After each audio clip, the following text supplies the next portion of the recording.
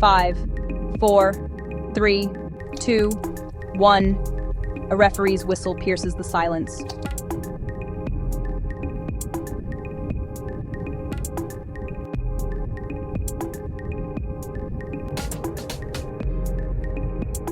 I need you to understand something before I tell you what happened that night. My name is Marcus Chen, and I've been a referee for 14 years. 14 years of training, studying, running, learning every rule, every nuance of the beautiful game. And I truly believed that if you followed the rules, if you trusted the clock, if you stayed focused, everything would be okay. Time doesn't lie, the clock never lies. That's what I told myself, but I was wrong, so very wrong. Time doesn't lie, the clock never lies. Just stay focused. It started with a countdown. 5, 4, 3, 2, 1. I can still hear it, whispering from everywhere and nowhere. Then the whistle, my whistle, piercing the silence like a scream. Hello? Who's there? But what if time is the lie, referee? What if the clock is all that's left? The scoreboard was flickering. Final, 90 minutes. But there was no one there. No one but me. The lights were humming, this awful, discordant sound that made my teeth ache. And I could hear a crowd chanting in the distance, but the stadium was empty. Completely empty. The sound was wrong, like a recording played backward, or like voices calling from somewhere very far away. I need to go back, earlier that day, before everything went wrong, because you need to understand what this match meant to me, what it meant to everyone. I was in the referee's locker room, and I was terrified. This was the World Cup final, the pinnacle, the absolute pinnacle of my entire career. My hands were shaking as I adjusted my uniform in the mirror. My mentor, Santos, he could always read me. Nervous? Terrified. What if I make the wrong call? What if I miss something crucial? What if I ruin the biggest match in football history? Trust your instincts, Marcus. The game will tell you what it needs. You just have to listen. I was spiraling, you know? All that pressure, all those millions of eyes watching, judging every decision. I wanted to believe him. I really did. Then I saw this kid through the window. A ball boy, maybe 12 years old, sitting alone and hyperventilating. His face was pale, his hands were trembling. He looked how I felt, overwhelmed, scared, drowning in the magnitude of it all. Hey, first big match? Young boy nods. Me too. Want to know a secret? I'm more scared than you are. He looked at me like I was crazy, this adult referee in his pristine uniform admitting he was terrified. But we're going to be okay. We're part of something beautiful today, something millions of people dream about. Just remember, it's still just a game, the best game in the world, but still just a game. He laughed, actually laughed. The tension just melted away from his face. To himself. You'll be fine, Marcus. You have a good heart. I wish I could go back to that moment, when things still made sense, when kindness still mattered. But I was back in the empty stadium, alone, the memory fading like smoke. Hello? Anyone? The match is supposed to start soon. I tried my phone, completely dead, not just low battery, black screen, wouldn't turn on at all, like it had never worked in the first place. Then I tried the exits, every single one. Metal barriers that weren't there before, welded shut with fresh burns still smoking. Impossible, physically impossible. I found a program on the ground, pristine, perfect, like it had just been printed. World Cup final, tonight, 7 p.m. I checked my watch again. 6:47.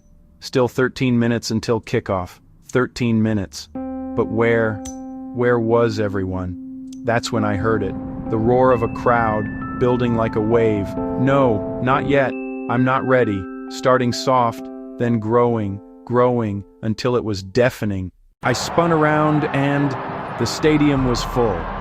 90,000 people screaming, waving flags, singing anthems in a dozen different languages, players on the pitch, warming up, stretching, passing balls with that perfect practiced precision, camera crews positioned around the field, commentators in their booths, coaches shouting instructions. Everything was normal, everything was perfect, everything was exactly as it should be.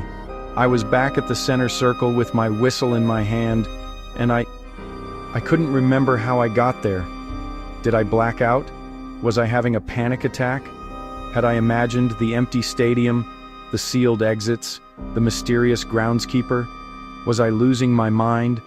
The team captains approached for the coin toss. I conducted it mechanically, still disoriented, still trying to understand what was happening. They shook hands, returned to their teams. I checked the players, the lines, the goals. Everything was proceeding normally.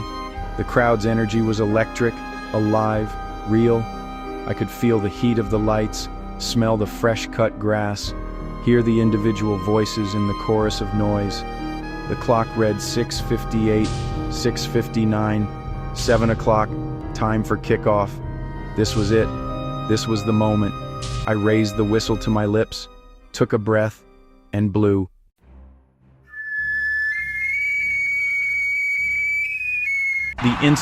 The very instant that whistle sounded, a player collapsed, clutching his chest like something had grabbed his heart and squeezed. Then another. All 22 players dropped at exactly the same moment, perfectly synchronized, bodies convulsing violently like puppets with their strings cut. The crowd's cheers turned to screams, screams of pure, primal horror, and I watched as blood poured from the players' eyes, not red, black, thick and black like oil, pooling on the green pitch, spreading in patterns that weren't natural, that couldn't be natural, geometric shapes, spirals, symbols I didn't recognize. The players were still convulsing, their mouths open in silent screams, and that black blood just kept coming, kept spreading. I dropped my whistle. The sound it made hitting the ground, that small metallic clink, that's the last normal sound I remember hearing. Everything after that was screaming, and I knew in that moment that time had lied to me. The clock had lied, and I was trapped in something far worse than any nightmare I could have imagined.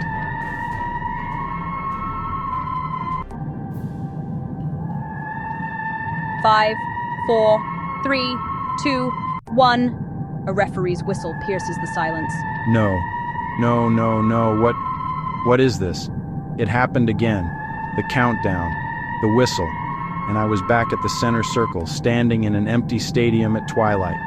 6:47 p.m. Exactly where I started. Exactly when I started. This isn't happening.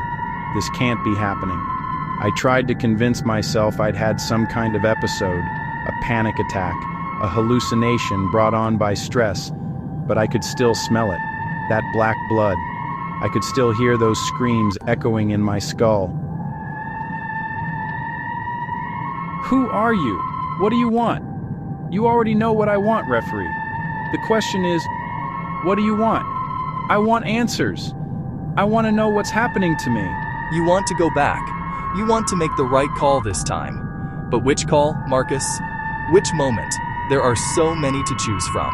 He stepped into the light and I saw his face. I saw myself, older, weathered, haunted by something that had carved deep lines into skin that should have been mine. This isn't possible. Hello, Marcus. Still think time doesn't lie? Barely a whisper. This can't be real. Neither is a stadium that empties and fills with a blink. Neither is blood that writes symbols on grass. Neither is time that loops like a broken record. And yet, here we are. You're going to blow that whistle again, Marcus, in exactly 13 minutes. And the players are going to die again. All 22 of them. And you're going to watch And then you'll be back here, 6:47 p.m., forever. Why? Why is this happening? Because you haven't learned yet. Because you're still asking the wrong questions. Wait, don't go. Tell me what to do. Trust your instincts, Marcus. The game will tell you what it needs. You just have to listen. Santos's words, coming from his own older mouth, the figure disappears completely. I ran to where he'd been standing. Nothing. Just shadows and that awful humming from the lights. But his words echoed in my head. You haven't learned yet. You're asking the wrong questions. Okay. Think. If this is a loop, if time is repeating, there has to be something I'm supposed to do differently, something I'm supposed to change. I started looking, really looking, at everything. The trash on the ground, programs, ticket stubs, flags. The scoreboard flickering, the seats stretching into darkness. A ticket stub, section 47, row 13, seat 7, 647, 13, 7. The numbers were everywhere. 90 minutes, 9 plus 0, 9, or maybe 90, 9 times 10, or I was grasping at straws, looking for patterns in chaos, trying to find meaning in madness. 11 minutes until kickoff. 11 minutes to figure this out. Time was still moving forward. 11 minutes until I'd blow that whistle again. 11 minutes to break the loop. But how? The blood. The black blood was still there. Faint, like a stain that wouldn't wash out. The patterns it had made, spirals and symbols. They looked almost like a language. Like something was trying to tell me something. And then I heard it. Not with my ears. In my head. A voice that wasn't a voice. A feeling that wasn't a feeling. The symbols were speaking. 22 souls. One choice. The price was paid. The debt is owed. Time is the cage. You are the key. You are the lock. What price? What debt? But they were silent again. Just stains on grass. Just patterns that meant nothing and everything. I tried to understand. I tried to piece it together. But time was running out. No, not yet. I'm not ready. I don't understand yet. The crowd was coming back. The stadium was filling again. Time was pulling me forward whether I was ready or not. And just like before, in the space of a heartbeat, the stadium was full. I was at the center circle. The whistle was in my hand. And I couldn't remember the transition. Like my mind refused to process it. Like reality itself was skipping. I looked at the captains. Really looked. And I saw it. The wrongness. Their uniforms were too perfect. Too bright. Like a photograph that had been over-processed. Like reality wearing a mask. Can you hear me? Do you know what's happening? They didn't respond, didn't even acknowledge I'd spoken. They just went through the motions, puppets on strings, and I was the puppet master who didn't know how to work the controls. The clock ticked forward, inevitable, unstoppable, 7 o'clock, time for kickoff, time for death, time for the loop to close and begin again. Please, please let this be different. I raised the whistle. And I thought, maybe if I don't blow it, maybe if I refuse, maybe that's the answer. I tried not to blow it. I tried to stop, to break the pattern, to choose differently, but I couldn't stop. My body moved without me. My lungs filled. My lips pursed. I blew the whistle. Not because I chose to, because I had to, because that's what the loop demanded. And they died again. All of them. The black blood pouring. The symbols spreading. The crowd screaming. Again. Exactly the same. A perfect, horrible repetition. I couldn't stop it. I tried and I couldn't stop it. 22 souls. One choice. The price was paid. The debt is owed. You are the key. You are the lock. Remember. Remember. Remember. Remember. Remember. Remember what? I don't know what I'm supposed to remember.